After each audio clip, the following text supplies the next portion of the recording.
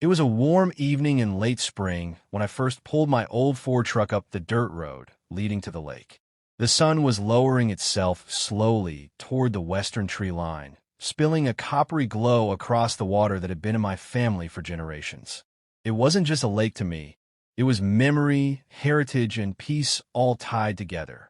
My grandfather used to take me fishing at dawn. My father built the first cabin along its shore, and I grew up with the smell of pine needles and campfire smoke as constant companions.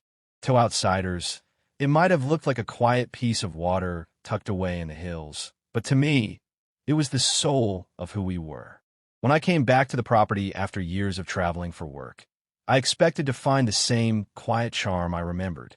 Instead, I was greeted by laminated signs posted on poles at the edge of the gravel road. Private HOA lake community. Membership required. Violators will be prosecuted. At first, I thought it was some kind of joke. This lake wasn't just any lake. It was my family's. My great-grandfather had bought it with his own hands and sweat, working long hours at the mill, then using his earnings to buy the land outright. I knew the survey maps. I knew the deeds. This water was ours. The first real introduction I had to what folks in town had started calling the Lake HOA came in the form of a woman who later earned the nickname HOA Karen. She showed up on my porch the first weekend I moved in. She was dressed like she had stepped out of some catalog, her blouse crisp, her sunglasses large, her clipboard tucked under her arm like a badge of honor. She didn't bother with pleasantries. "Are you aware that this cabin falls under the Lakewood HOA's jurisdiction?" she asked, her lips pinched as though even speaking to me was an inconvenience. I smiled politely. "This cabin falls under the Thompson family's care," I replied. "Always has. Always will." She gave me a look like I'd just spoken a foreign language. Then, she launched into a rehearsed speech about rules, dues, and membership requirements. According to her, I was required to pay several $1,000s a year to access the lake, maintain the shoreline according to their guidelines, and even get permission before painting my cabin. I let her finish before I asked the question that had been itching at me since she started. "Ma'am, do you even know who owns this lake?" "Of course," she said confidently. "Lakewood HOA oversees it. It's in our covenant." That's when I chuckled, and maybe I shouldn't have, but I couldn't help it. "No," I said, pulling the folded copy of my deed out of my pocket. "This lake belongs to me. Has for over 100 years. Her face turned redder than a stop sign. She stammered something about errors in paperwork and community agreements before storming off, muttering that I'd hear from the board. I figured that would be the end of it. But if life has taught me anything, it's that people rarely back down when pride is at stake. The following week, I got 3 letters in the mail demanding payment of HOA dues. Each one threatened fines, legal action, and even loss of lake privileges. I laughed again when I read that last part. How can you lose privileges to something you own? But it stopped being funny the morning I was sitting on my porch drinking coffee when Sheriff's cruiser pulled up. The deputy, a young man with kind eyes, stepped out and tipped his hat. "Morning, sir.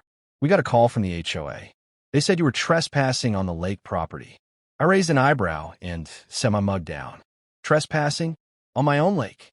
He looked embarrassed. I figured there might be more to it, but I got to check. I went inside, pulled out the thick folder of legal documents my family had kept safe for decades, and laid them out on the porch table. The deputy leafed through them, nodded, and scratched the back of his neck. "Sir, looks like this clears it all up. Sorry to bother you." I waved it off. "Not your fault. You're just doing your job." The deputy climbed back into his cruiser, but not before shaking his head. Some folks just don't know when to quit. And he was right. HOA Karen didn't quit. If anything, my refusal to bend to her will seem to spark something more fierce inside her. Over the next month, she and a couple of board members showed up on my property multiple times. They tried telling me where I could dock my boat, how much firewood I was allowed to stack by the cabin, and even what kind of light bulbs I could use on my porch. Each time, I patiently explained that none of their rules applied here. But the thing about people like her is they thrive on control. They believe that order comes from everyone following the same rules, no matter how unreasonable. To her, my independence was a threat. My refusal to comply wasn't just stubbornness. It was rebellion. And rebellion, in her eyes, had to be crushed. One afternoon, as I was fixing a leak in the dock, I heard shouting from the road. I walked up and saw her standing there with two men in polo shirts, all of them waving clipboards. "We're giving you one final chance to sign the HOA agreement," she declared. I leaned against the fence and crossed my arms. "And if I don't?" She smirked. "Then you'll regret it." Something about the way she said it sent a chill down my spine. It wasn't just a threat, it was a promise. That night, I sat by the fire and thought about everything my family had built here. Generations had poured their time, money, and love into this lake. My father used to say, "Son, land is more than dirt and water. It's legacy. It's the one thing they're not making any more of. If you take care of it, it'll take care of you." I knew he was right, and I wasn't about to let anyone take that away. The breaking point came a week later when I was fishing early one morning. I saw flashing lights bouncing off the water, and soon enough, 3 sheriff's cruisers pulled up.